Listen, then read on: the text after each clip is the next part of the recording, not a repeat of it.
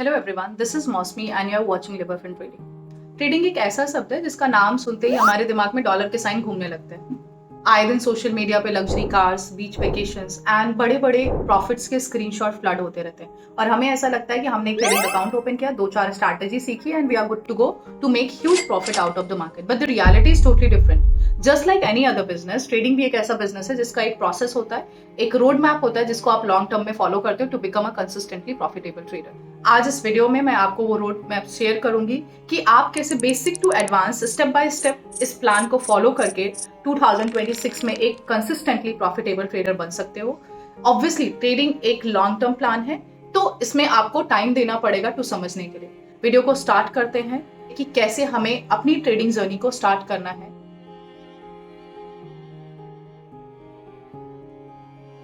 Understanding the trading game. सबसे पहले ये समझिए कि ट्रेडिंग होता क्या है। मार्केट एक बैटलफील्ड है जहां पैसा एक ट्रेडर की पॉकेट से दूसरे ट्रेडर की पॉकेट में जाता है। It's a zero sum game. ये समझना बहुत जरूरी है। जहां पे इम्पेशेंट ट्रेडर से पैसा पेशेंट ट्रेडर के पास जाता है, मतलब अगर कोई पर्सन है जिसके पास पेशेंस नहीं है, वो कभी भी मार्केट से पैसा नहीं बना सकता है। अब अगर आपको ये समझ आ गया तो आपको ये समझना है कि ट्रेडिंग का स्टाइल क्या है। ऑब्वियसली हम एज अ पर्सन डिफरेंट होते हैं, कोई पर्सन एग्रेसिव होता है, कोई पैसिव होता है, तो हमें अपना ट्रेडिंग स्टाइल समझना बहुत जरूरी है। ट्रेडिंग स्टाइल समझे तो इंट्राडे ट्रेडिंग, जहां पर आप एक ही दिन में अपनी पोजीशन को ओपन भी करते हो, बाई भी करते हो और क्लोज भी करते हो, यानी सेल भी करते हो, वो इंट्राडे ट्रेडिंग हो गई। सेकंड है स्विंग ट्रेडिंग। स्विंग ट्रेडिंग में आप अपनी पोजीशन को 2 से 5 दिन के लिए होल्ड करते हो। एंड देन थर्ड है पोजिशनल ट्रेडिंग। वहां आप अपनी पोजीशन को वीक टू मंथ होल्ड करते हो, it's more like a short term investing. And then fourth है इन्वेस्टिंग। इन्वेस्टिंग में क्या होता है, आप किसी भी चीज को, किसी भी इंस्ट्रूमेंट को सालों 5 साल 6 साल के लिए क्या करते हो, होल्ड करके रखते हो। नाउ अगर आपने ये समझ लिया कि आपका ट्रेडिंग स्टाइल क्या है, उसके बाद आपको ये समझना है कि आपको ट्रेड कहाँ पे करना है। भाई इक्विटी मार्केट है, क्रिप्टो मार्केट है, फॉरेक्स मार्केट है, कमोडिटी मार्केट है। आपके लेट्स से कुछ लोग होंगे जो जॉब कर रहे होंगे, कुछ लोग होंगे जो उनके पास अच्छा खासा दिन में भी टाइम है। आपके टाइम के हिसाब से, आपके ट्रेडिंग स्टाइल के हिसाब से, आपकी अवेलेबिलिटी के हिसाब से आप कौन सा मार्केट ट्रेड करना चाहते हो, आपको वो सिलेक्ट करना है। जब आपने ये सिलेक्ट कर लिया तो आपको ये समझना है कि ट्रेडिंग की एक लैंग्वेज होती है। जस्ट लाइक हम और आप किसी भी चीज को बोलने या समझाने के लिए एक लैंग्वेज, एक मीडियम का यूज करते हैं। द सिमिलर वे अगर आपको मार्केट को, चार्ट को समझना है तो उसकी एक लैंग्वेज है जिसको हम कहते हैं प्राइस एक्शन। जब तक आप उस प्राइस एक्शन को नहीं समझोगे, आप मार्केट की लैंग्वेज को नहीं समझ पाओगे। इसलिए प्राइस एक्शन को समझना बहुत जरूरी है। फाउंडेशन बिल्डिंग का मतलब क्या है? कोई भी चीज अगर आप पहले शुरू करना चाहते हो तो आपको उसका स्ट्रॉन्ग फाउंडेशन बनाना पड़ेगा। कोई भी बिल्डिंग बिना स्ट्रॉन्ग फाउंडेशन के नहीं बनती है। मार्केट के जो फाउंडेशन है वो है chart pattern and price action. Chart patterns like double top, double bottom, triangle pattern, head and shoulder, ये सारे पैटर्न्स को समझना।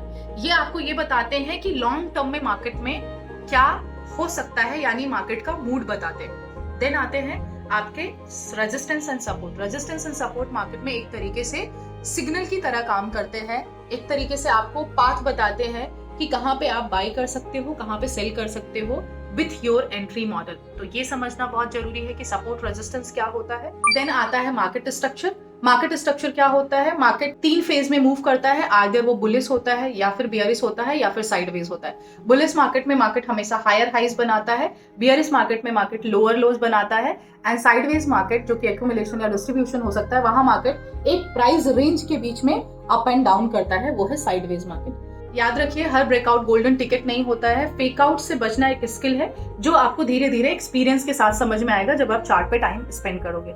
जब आपने फाउंडेशन बिल्डिंग कर ली, ये सारी चीजें सीख ली, अब आपको क्या करना है? अब आपको एडवांस कॉन्सेप्ट की तरफ बढ़ना है। एडवांस कॉन्सेप्ट क्या होते हैं उनको समझते हैं। Advance concept like liquidity, order block, fair value gap, ये सारी चीजें। ये प्राइस एक्शन की डिटेलिंग में जाते हैं। जैसे फॉर एग्जाम्पल आपने लिक्विडिटी क्या समझा? लिक्विडिटी का मतलब होता है चार्ट पे हर जगह बाइंग सेलिंग होती है, लेकिन there are some places on the chart जहां पे लिक्विडिटी बहुत हाई होती है, जहां पे लोगों के स्टॉप लॉसेस होते हैं, जहां पे लोग प्रॉफिट बुकिंग करते हैं। वो एरियाज ऐसे एरियाज होते हैं जहां पे मैक्सिमम लिक्विडिटी होती है। यूजुअली जो लिक्विडिटी लाई करता है वो इक्वल हाइज पे, जैसे आप यहाँ पे देखो, यहाँ पे लिक्विडिटी लाई करेगा। यहाँ पे बहुत ज्यादा लिक्विडिटी पूल क्यों? क्योंकि जिन लोगों ने बाई किया होगा they might have put their stop loss in this area. So this area can be high liquidity zone, this area can be high liquidity zone, this area also can be a high liquidity zone, this one, because this is also a liquidity। ये हम daily time frame पे देख रहे हैं। This is also a very high liquid. आप देखो यहाँ पे बहुत लिक्विडिटी मार्केट ने बिल्ड किया था और उसके बाद जब फर्स्ट टाइम इस एरिया को क्लियर किया तो कितना फास्ट क्लियर किया। सो ऐसे ही यहाँ पे देखो, यहाँ पे भी लिक्विडिटी बहुत ज़्यादा दिख रहा है एंड सडनली थर्ड टाइम में मार्केट में यहाँ पे लिक्विडिटी क्लियर किया। तो ये लार्ज लिक्विडिटी पूल होते हैं, हमेशा सपोर्ट रेजिस्टेंस पे, इक्वल लोज इक्वल हाईज पे यहाँ पे बहुत ज़्यादा लिक्विडिटी होती है। अगर आप डायरेक्टली सपोर्ट रेजिस्टेंस पे बाई करोगे, डायरेक्टली इक्वल लोज इक्वल हाई पे बाई करोगे तो आपके मार्केट से निकलने के चांसेस बहुत ज़्यादा होते हैं। अब आप कैसे कर सकते हो, सपोर्ट रेजिस्टेंस पे जो लिक्विडिटी इमीडिएटली बिल्ड की है उसको क्लियर करने के बाद अगर आप एंटर करते हो तो आपका मार्केट में सर्वाइव होने के चांसेस बहुत ज़्यादा होते हैं। That's how you use, there are a number of ways आप लिक्विडिटी को यूज़ करते हो। यहाँ पे मैंने 2-3, तो मेरा सजेशन यही रहेगा, the more you understand the liquidity concept, वो आपको मार्केट की डेप्थ बताता है। और मैक्सिमम लिक्विडिटी हमारे लिए क्यों इंपॉर्टेंट है? रीजन, मार्केट में वो लिक्विडिटी जोन्स, वो high liquidity pools institutions target होते हैं। इंस्टीट्यूशंस उस एरिया पे मार्केट को लेके जाते हैं सो दैट वहां पे वो लार्ज ऑर्डर प्लेस कर सके। तो इसका मतलब हमें ये समझ में आ रहा है कि हमें लार्ज लिक्विडिटी पूल्स को चार्ट पे आइडेंटिफाई करना आना चाहिए। नाउ आपने ये समझ लिया तो फिर आपको ये समझना है कि ऑर्डर ब्लॉक क्या है। ऑर्डर ब्लॉक का सिंपल मतलब है लार्ज ऑर्डर में लार्ज अमाउंट में बाइंग या सेलिंग। किसी ने बहुत बड़ा ऑर्डर प्लेस कर दिया, किसी ने बाइंग ऑर्डर प्लेस कर दिया, किसी ने बहुत बड़ा सेलिंग ऑर्डर प्लेस कर दिया, उसको हम बोलते हैं ऑर्डर ब्लॉक। चार्ट पे कैसे आइडेंटिफाई करें? लेट्स से अगर हमें सेल साइड का ऑर्डर ब्लॉक देखना है which is bearish order block, तो किसी भी एक स्ट्रॉन्ग मूव से पहले सेल साइड का देख रहे हैं, जो ग्रीन कैंडल होती है उसको हम ऑर्डर ब्लॉक कंसीडर कर सकते हैं। तो this is bearish order block. ये क्या है? बियरिश ओबी है। आप देख सकते हो यहाँ पे बहुत बड़ा फॉल आया है, उसके पहले की जो ग्रीन कैंडल है इसको हम डिसीजन कैंडल बोल सकते हैं या ऑर्डर ब्लॉक बोल सकते हैं। नाउ अगर हमें बाई साइड का ऑर्डर यानी बुलिश ऑर्डर ब्लॉक देखना है तो किसी भी स्ट्रॉन्ग मूव से पहले बाइंग साइड का जो रेड कैंडल होगी, ऑपोजिट कैंडल हम बात कर रहे हैं, it can be order block. जैसे यहाँ पे this could be order block, और अगर हम यहाँ पे देखें तो this could be also order block. Order block को कैसे आइडेंटिफाई करते हैं? एवरी ऑर्डर ब्लॉक, अगर हम वैलिड ऑर्डर ब्लॉक की बात कर रहे हैं, it should always followed by a fair value gap. यहाँ पे इम्बैलेंस है, यहाँ पे इम्बैलेंस है, तो हम इसको वैलिड ऑर्डर ब्लॉक बोल सकते हैं। नाउ ऑर्डर ब्लॉक का अगर हम, अभी तो ये फैंसी वर्ड हो गया, समझें कि लिटरल मीनिंग क्या है। ऑर्डर ब्लॉक मीन्स जब भी कोई बल्क क्वांटिटी में बाय या सेल होता है उसको हम ऑर्डर ब्लॉक बोलते हैं। वहाँ पे ऑर्डर लगा के ब्लॉक कर दिया कि प्राइस उसके ऊपर नहीं जाएगा, दिस इज ऑर्डर ब्लॉक। यहाँ पे सेल, इतना क्वांटिटी में यहाँ पे सेल हो गया कि इसके ऊपर प्राइस नहीं गया ऊपर, दैट इज हाउ हम बोलते हैं कि this is bearish order block. Can you see, इसके बाद प्राइस ऊपर नहीं गया। सो ये मार्केट में एक बहुत स्ट्रॉन्ग पॉइंट बताता है कि यहाँ पे सेलर्स बहुत स्ट्रॉन्ग है। तो ये order block can be traded जब नेक्स्ट टाइम प्राइस यहाँ पे फर्स्ट टाइम हिट करता है तो यहाँ से दोबारा सेलिंग के चांसेस हो सकते हैं। दैट इज हाउ आप ऑर्डर ब्लॉक को ट्रेड करते हो। अगेन ऑर्डर ब्लॉक फिर से डायरेक्शन बहुत इंपॉर्टेंट है। मतलब लेट्स से अगर आप बियरिश मार्केट में बुलिश ऑर्डर ब्लॉक ट्रेड कर रहे हो तो आपके लॉस होने के चांसेस बहुत ज्यादा है। सिमिलरली अगर आप बुलिश मार्केट में बियरिश ऑर्डर ब्लॉक ट्रेड कर रहे हैं तो आपके आपके ट्रेड के गलत होने के चांसेस बहुत ज्यादा है। तो direction is super power. Direction को इग्नोर करेंगे हर कॉन्सेप्ट फेल होगा, डायरेक्शन को समझेंगे तो every concept will do the magic for you. Next होता है इम्बैलेंस यानी फेयर वैल्यू गैप। अब जब भी मार्केट में सप्लाई और डिमांड का इम्बैलेंस क्रिएट होता है वो क्या कहलाता है? फेयर वैल्यू गैप क्रिएट करता है मार्केट में। अगर आपको चार्ट पे फेयर वैल्यू गैप आइडेंटिफाई करना है तो आपको 3 कैंडल की जरूरत पड़ती है। लेट्स से हम अगर सेल साइड का, 2 साइड का हम फेयर वैल्यू गैप देख सकते हैं, सेल साइड का और बाई साइड का इम्बैलेंस। लेट्स से हम 3 कैंडल का रेफरेंस लेंगे। पहली कैंडल का हम लो मार्क करेंगे जब हम सेल साइड का इम्बैलेंस आइडेंटिफाई कर रहे हैं, तो पहली कैंडल का लो, तीसरी कैंडल का हाई, इसके बीच का जो गैप है उसको हम फेयर वैल्यू गैप या इम्बैलेंस बोलते हैं, एफवीजी और इम्बैलेंस। बाई साइड का अगर हमें फेयर वैल्यू गैप मार्क करना है या इम्बैलेंस मार्क करना है तो अगेन हमें 3 कैंडल का रेफरेंस लेना पड़ेगा। इसमें हमें क्या करना होगा, पहली कैंडल का हम हाई मार्क करेंगे, किसी भी जगह पे आप ऐसा कर सकते हो। तीसरी कैंडल का लो मार्क करेंगे, इसके बीच का जो गैप होगा अगेन वो क्या होगा, फेयर वैल्यू गैप और इम्बैलेंस। डिफरेंस इन दोनों में इतना है कि ये वाला जो है ये बाई साइड इम्बैलेंस है या बाई साइड का फेयर वैल्यू गैप है, and this is sell side imbalance और सेल साइड का फेयर वैल्यू गैप। इम्बैलेंस का मतलब क्या होता है या फेयर वैल्यू गैप का मतलब एट पर्टिकुलर प्राइस अगर मार्केट में सेलर और बायर का इम्बैलेंस हो जाए, मतलब number of buyers exceed the number of seller, वो आपका बाई साइड का फेयर वैल्यू गैप क्रिएट करेगा। एट सम प्राइस जहां पे नंबर ऑफ सेलर्स एक्सीड कर जाए नंबर ऑफ बायर्स को, मतलब नंबर ऑफ सेलर्स ज्यादा हो जाए as compare to number of buyers के, वो क्या करेगा, सेल साइड की लिक्विडिटी क्रिएट करेगा, which is this area. Third और बहुत इंपॉर्टेंट कॉन्सेप्ट है रिस्क रिवॉर्ड मास्टरी करना। कई बार हमें ये समझ नहीं आता है कि हमें रिस्क रिवॉर्ड कैसे मेंटेन करना है, वो बहुत जरूरी है समझना। मार्केट में जीतने का मतलब ये नहीं होता कि आप हर ट्रेड में सक्सेस हो जाओ, लेकिन जो आप रिस्क ले रहे हो वो कितना कैलकुलेटिव है, उसके अगेंस्ट आप मार्केट से कितना पैसा बना रहे हो, वो बहुत जरूरी है। रिस्क रिवॉर्ड आपका सर्वाइवल टूल है। मतलब आप ट्रेड लेते हो, 1:2 रिस्क रिवॉर्ड है, 1:3 है, 1:4 है। आइडियल जो एक रिस्क रिवॉर्ड मुझे लगता है, अगर आपको लॉन्ग टर्म में बहुत ज्यादा ट्रेड ना प्लेस करके कंसिस्टेंटली प्रॉफिटेबल बनना है, तो वो है 1:4। ऑब्वियसली जैसे जैसे आपका रिस्क रिवॉर्ड बढ़ता जाता है, आपकी एक्यूरेसी क्या होती जाती है, कम होती जाती है। छोटे पॉइंट्स मार्केट में कैप्चर करना ज्यादा आसान है एज कंपेयर टू बड़े पॉइंट्स के लिए। बट देन हमें ऐसा फॉल्स लगता है, क्योंकि छोटे पॉइंट्स आपको दिन भर मार्केट में मिलते रहते हैं, तो इसमें आपके गलत होने के चांसेस ज्यादा हो जाते हैं। इसलिए हमें, और ये ओवर ट्रेडिंग भी प्रमोट करता है, तो हमें रिस्क रिवॉर्ड बढ़ा के रखना चाहिए। इससे क्या होगा, हमें जल्दी जल्दी ट्रेड नहीं मिलेंगे, ओवर ट्रेडिंग नहीं होगा। ये बहुत छोटी सी लाइन है जो कई बार हम एज अ बिगनर ध्यान नहीं देते, और ओवर ट्रेडिंग की प्रॉब्लम बिगनर्स में बहुत प्रॉब्लम करती है, तो ये समझना बहुत जरूरी है। देन नेक्स्ट आता है capital and leverage management. Small capital से स्टार्ट करिए, ग्रोथ स्लो एंड स्टेडी रखिए। ऐसा नहीं कि एक दिन बड़ा प्रॉफिट बना लिया, दूसरे दिन आके कैपिटल उड़ा लिया। That should not be your approach when you are coming to trading. Small capital से ट्रेड करिए, हर दिन थोड़ा थोड़ा पैसा बनाने की कोशिश करिए, which is study and a small growth. Leverage का सही यूज करिए। लेवरेज एक ऐसा टूल है जो आपकी जिंदगी बना भी सकता है और बिगाड़ भी सकता है। तो जब तक आपको लेवरेज, मतलब जब तक आप एक अच्छे ट्रेडर नहीं बन जाते हो, तब तक लेवरेज का बहुत ज्यादा यूज मुझे नहीं समझ में आता है। ओवर लेवरेज आपके अकाउंट के लिए साइलेंट किलर है, स्पेशली स्मॉल अकाउंट के लिए। ये ध्यान रखिए, अगर आप बिगनर हैं तो लेवरेज अवॉइड करिए।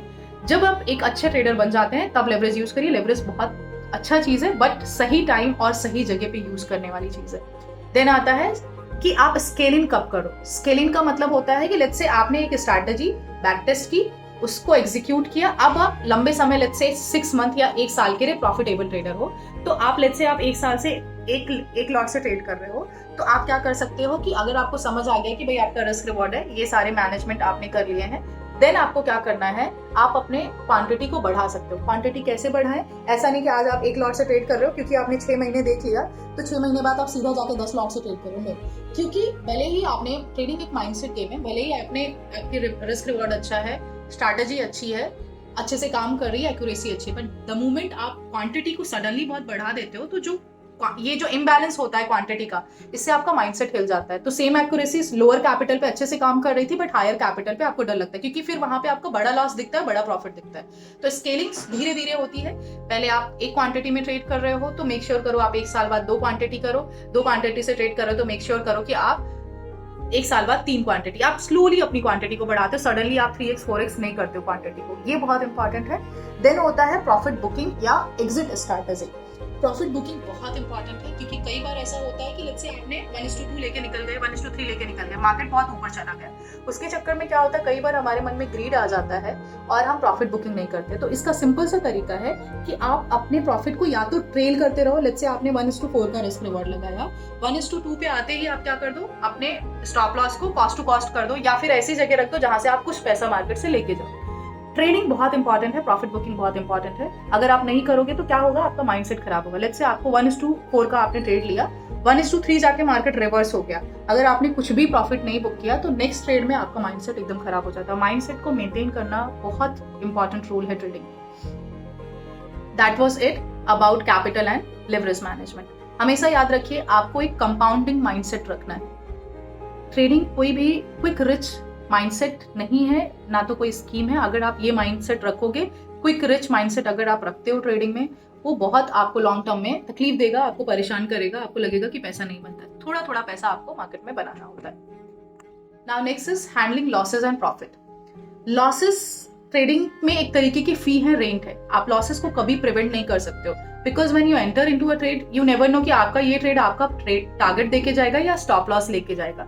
सो रिस्क मैनेजमेंट के साथ छोटे छोटे स्टॉप लॉसेस या छोटे छोटे लॉसेस को आपको हमेशा मार्केट में एक्सेप्ट करना होता है। बट जब भी आपका प्रॉफिट है तो प्रॉफिट बड़ा बनाने की कोशिश करते हो, यानी कि आप रिवॉर्ड बना रखते हो। इसलिए बहुत जरूरी है लॉसेस लेना एक प्रो ट्रेडर का बिहेवियर है, ना कि एक नूब ट्रेडर का। याद रखो, लॉसेस मतलब फेलियर नहीं, लॉसेस मतलब आप मार्केट की रियलिटी को एक्सेप्ट कर रहे हो, आप प्रोबेबिलिटी पे काम कर रहे हो। तो देयर आर सम टाइम्स जब आपका लॉसेस भी होगा, देयर आर सम टाइम्स जब आपको प्रॉफिट्स होंगे, बस उस प्रॉफिट्स को आपको बड़ा करना है। लॉसेस के बाद कई बार लोग रिवेंज ट्रेडिंग कर लेते हैं। उनको ऐसा लगता है कि भाई लॉस कैसे हो गया, मार्केट ने मेरा पैसा कैसे ले लिया। भाई आप पैसा बना रहे हो तो आप भी तो कहीं से पैसा मार्केट से ले रहे हो, तो कभी कभी कोई किसी और को थोड़ा पैसा तो देना पड़ेगा। तो छोटे छोटे लॉसेस एक्सेप्ट करो, उसके बाद रिवेंज ट्रेडिंग बहुत दिक्कत करता है। एंड सबसे बड़ा और इम्पॉर्टेंट रोल है प्रॉफिट का। कई बार हम पैसा बना भी लेते हैं बट हम पैसे को बचा नहीं पाते हैं। मतलब हमारा अगर लेट्स से विनिंग स्ट्रीक 4 दिन का हो जाता है तो हमारे अंदर एक ओवर कॉन्फिडेंस बिल्ड होता है। उससे क्या होता है, आपकी 4 दिन की विनिंग स्ट्रीक के बाद आप 5वें दिन एक गलती करते हो ओवर कॉन्फिडेंस में, आप अपनी पोजीशन साइजिंग को 5वें दिन बड़ा कर देते हो। बहुत जरूरी है कि आप अगर 5 दिन का विनिंग स्ट्रीक है तो आप मेक श्योर करो क्वांटिटी को कम कर लो, क्योंकि जो प्रोबेबिलिटी गेम है, थिंक अबाउट इट, अगर आपने लेट्स से आपने 5 बार हेड एक कॉइन टॉस किया तो आपके 4 बार हेड आए तो 5वीं बार हेड आने की जो प्रोबेबिलिटी है वो सेम ही है, ऐसा नहीं कि वो बढ़ गई, वो अभी भी 1/2 ही है। तो ये समझना होगा कि ऐसा नहीं कि आपकी 5वीं जो ट्रेड है उसका प्रोबेबिलिटी बहुत बढ़ गया, वो अभी भी सेम है। इसलिए आपको 5वें ट्रेड में पहले 4 ट्रेड का प्रॉफिट प्लस कैपिटल पूरा नहीं झोंक देना है। सबसे बड़ी गलती ट्रेडर्स यही करते हैं एज अ बिगनर। ग्रीड के चक्कर में, ओवर कॉन्फिडेंस होने की वजह से वो अपनी 5वीं विनिंग स्ट्रीक में पूरा पैसा और पूरा प्रॉफिट गवा देते हैं। ये ध्यान रखना बहुत जरूरी है। ये हो गया आपका हैंडलिंग लॉसेस एंड प्रॉफिट का। Now coming to the trading psychology and self confidence. Fear और ग्रीड, ये 2 ऐसे इमोशन हैं जो ट्रेडर्स को बड़े लंबे समय तक परेशान करते हैं। आप टेक्निकल एनालिसिस सीख लोगे, रिस्क मैनेजमेंट कर लोगे बहुत लंबे समय तक, मतलब आप सोचो 10-10 सालों तक। देखो, फियर और ग्रीड ऐसे 2 इमोशन हैं जिसको आप कम कर सकते हो, ज्यादा कर सकते हो, बैलेंस रख सकते हो, बट अगर आप चाहो कि पूरी तरीके से रिमूव हो जाए वो बहुत मुश्किल है, बिकॉज अल्टीमेटली मनी इन्वॉल्व है। तो हमें हर दिन जब भी ऐसा कुछ आए तो हमें उसको न्यूट्रल रखना है, थोड़ा बैलेंस करके करना है। अब फियर कैसे हमें कंट्रोल करता है मार्केट में वो समझना है। फियर जब होगा, फियर क्यों होता है, जब आपका जो स्ट्रैटेजी है या आपने मार्केट में ऐसे ही सुनी सुनाई बातों पे आके ट्रेड ले लेते हो तब आपको फियर होता है, या फिर आपने क्वांटिटी बहुत बड़ी रखी है तब आपको फियर होगा। तो फियर को मेंटेन करने के लिए आपको रिस्क मैनेजमेंट रखना होगा, आपकी अपनी स्ट्रैटेजी होगी जिसपे आपको कॉन्फिडेंस होगा, तभी ये चीज पॉसिबल है। नेक्स्ट है trading psychology and self confidence. Fear और ग्रीड 2 ऐसे इमोशन है जो लंबे समय तक ट्रेडर्स को परेशान करते हैं। ये कई बार आपकी ट्रेडिंग जर्नी में सेटबैक्स लाते रहेंगे। फियर क्या करता है, आपको एंट्री लेने से रोक देता है, और ग्रीड आपको एग्जिट करने से रोकता है। अब ये किस वजह से होता है, ये होता है लैक ऑफ सेल्फ कॉन्फिडेंस की वजह से। अब हम सेल्फ कॉन्फिडेंस कैसे गेन करें, by journaling and back testing. जिस दिन आप जर्नलिंग और बैक टेस्टिंग कर लोगे, आपका सेल्फ कॉन्फिडेंस आएगा और फियर और ग्रीड अपने आप क्या हो जाएगा, कंट्रोल हो जाएगा। ये बहुत समझना जरूरी है। अब बैक टेस्टिंग और जर्नलिंग करने के लिए बोरिंग काम है, obviously no one wants to do that. तो इसका मतलब ना तो आपके पास पेशेंस है, ना ही आप ये बोरिंग काम करना चाहते हो, ना ही आप ये जो पूरा प्रोसेस का टॉलरेंस है, जो टीडियस प्रोसेस है, इसको करना चाहते हो। तो जिस दिन आपने पेशेंस, ये बोर्डम झेलना और ये टॉलरेंस झेल लिया, ये तीनों स्किल्स जिस दिन आपने कॉन्कर कर ली, ये तीनों किसी भी प्रो ट्रेडर्स की स्किल्स होते हैं। बहुत जरूरी है आपको इन तीनों प्रोसेस को मेंटेन करना। नेक्स्ट है back testing, journaling and strategy building. Back testing करना बहुत जरूरी है, ये बहुत ही क्रूशियल पार्ट है आपकी ट्रेडिंग जर्नी का। लेट्स से जब आपने चीजों को कॉन्सेप्ट सीखा, बेसिक कॉन्सेप्ट सीखा, एडवांस कॉन्सेप्ट सीखा, तो ऑब्वियसली आप मार्केट में आते हो, आप अपना पैसा लगा रहे हो, there should be a plan. वो प्लान को एग्जीक्यूट करने से पहले आप उसको वैलिडेट करना चाहते हो, बिकॉज अल्टीमेटली अगर आपने वैलिडेट नहीं किया, कोई चीज सीखा और डायरेक्ट आके इंप्लीमेंट कर दिया, तो आपको लॉस झेलना पड़ेगा, पैसे का लॉस होगा। इसलिए back testing is a very crucial part for you to maintain build a structure या स्ट्रैटेजी, ये चीज मेंटेन करने के लिए। नाउ आप बैक टेस्टिंग करते कैसे हो, कोई स्ट्रैटेजी कैसे बनाते हो। आपने कोई चीज लेट्स से XYZ सीखी, आप क्या करोगे, उसको जाओगे पास्ट जो हिस्ट्री चार्ट है उस पे वैलिडेट करते हो, हिस्ट्री चार्ट पे वैलिडेट करते हो, this is one way. Then आप हर टाइम फ्रेम पे जाके उसको वैलिडेट करते हो। टाइम फ्रेम वैलिडेशन क्यों इंपॉर्टेंट है, बिकॉज कई बार जब आप हायर टाइम फ्रेम, इससे क्या होगा, आपको higher time frame, lower time frame, सबका एक जो रिलेशन होता है वो समझ में आ जाएगा, प्लस आप इनिशियल में बिगनिंग में ही हायर टाइम फ्रेम का इंपॉर्टेंस समझ जाओगे। तो मेरे हिसाब से किसी भी कॉन्सेप्ट को हर टाइम फ्रेम पे वैलिडेट करना बहुत ही फाइन स्किल है आपको एक अच्छा ट्रेडर बनाने के लिए, एक स्ट्रैटेजी बिल्ड करने के लिए। हर टाइम फ्रेम पे उसको वैलिडेट करो। इससे 2 फायदा होगा, एक तो आपने higher time frame, lower time frame का रिलेशनशिप समझ लिया, प्लस आपको ये पता चलेगा कि आपकी स्ट्रैटेजी कौन से टाइम फ्रेम पे सबसे ज्यादा एक्यूरेट है। तो ये 2 फायदे होते हैं अगर आप टाइम फ्रेम पे, अलग अलग टाइम फ्रेम पे किसी एक चीज को वैलिडेट करते हो। सेकंड आता है कि अभी तो आप तक हिस्टोरिकल मार्केट में वैलिडेट किया, नाउ एक्चुअल गेम है उसको लाइव मार्केट में क्या करना, वैलिडेट करना।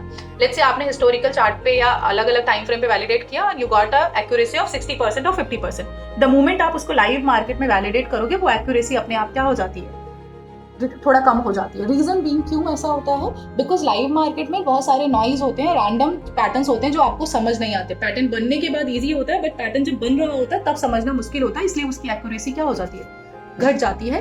एक्चुअल एक्यूरेसी वही है जो आपने लाइव मार्केट में वैलिडेट किया। लेट्स से आपका हिस्टोरिकल चार्ट पे 50% आ रहा था, हो सकता है लाइव मार्केट में उसकी जो एक्यूरेसी है वो कितना परसेंट हो जाए, 40%, 35% हो जाए, वही आपकी एक्चुअल एक्यूरेसी है। That's how आप वैलिडेट करते हो। वंस आपने हिस्टोरिकल पे कर लिया, अलग अलग टाइम फ्रेम पे कर लिया, लाइव मार्केट में कर लिया, now you have a accurate एक आपका स्ट्रैटेजी हो गया, देन जाके आप छोटे पैसे से क्या करते हो, मार्केट में उसको एग्जीक्यूट करते हो, तब आपको धीरे धीरे उससे कॉन्फिडेंस बिल्ड होता है। अब यहाँ पे जर्नलिंग का रोल कैसे आया? ड्यूरिंग द प्रोसेस जब आप लाइव मार्केट में ट्रेड लेते हो तो आप वहां पे लिखते हो, उससे क्या फायदा होगा? इससे यह पता चलेगा कि आपका जो ट्रेड है, स्ट्रैटेजी है, वो बुल मार्केट में ज्यादा अच्छे से वर्क करता है, साइडवेज मार्केट में अच्छे से वर्क करता है, या बियर मार्केट में अच्छे से वर्क करता है। ये 3 चीजें पता चलेगी, मतलब मार्केट टाइप पता चल जाएगा।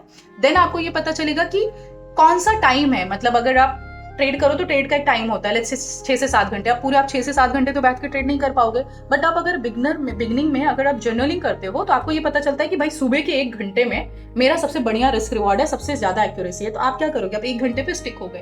तो ऐसे आपको चीजें पता चलती है, इसलिए आपको जर्नलिंग बहुत इंपॉर्टेंट है। नेक्स्ट आपको ये समझना है कि इससे जर्नलिंग से आपको ये भी पता चलेगा कि भाई मेरे को न्यूज ट्रेडिंग अवॉइड करना है, जब भी मार्केट वॉलेटाइल होता है मेरे को लॉस होता है। तो ऐसे आप अपनी स्ट्रैटेजी को रिफाइन करते हो। That was it about the backtesting, journaling and strategy building. Next है डिसिप्लिन एंड कंसिस्टेंसी।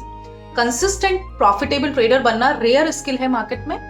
कैसे उसको अचीव करें वो हम यहाँ पे देखते हैं। डेली रूटीन फिक्स करिए कि कितने टाइम पर आपको ट्रेड करना है, कब एनालिसिस करना है, कब आपने जो ट्रेड लिए ड्यूरिंग द डे उसको रिव्यू करना है। बोरिंग प्रोसेस है, बट ट्रस्ट मी यही प्रोसेस अगर आप फॉलो करोगे तो आप प्रॉफिटेबल ट्रेडर बन पाओगे। नेक्स्ट जो बहुत इंपॉर्टेंट है वो है अपने आप को डिस्ट्रैक्शन से दूर रखिए। सबकी अपनी अपनी थियरी होती है, ओपिनियन होता है। आप किसी की थियरी और ओपिनियन को ब्लाइंडली मत फॉलो करो। आपकी जो नॉलेज है, रिसर्च है, सिर्फ उसी पे स्टिक रहो। लॉस हो तो भी ओन करो, प्रॉफिट हो तो भी ओन करो। इससे आप लॉन्ग टर्म के लिए अपनी गलतियों को ओन करना सीख जाओगे। इसलिए डिस्ट्रैक्शन से दूर रहिए। जो भी आपने प्लान बनाया है उस पर स्टिक रहिए, लॉस हो या प्रॉफिट हो। अगर बहुत लंबे समय तक लॉस हो रहा है तो आप अपनी स्ट्रैटेजी को, जो भी प्लान बनाया है, उसको दोबारा रिव्यू करिए।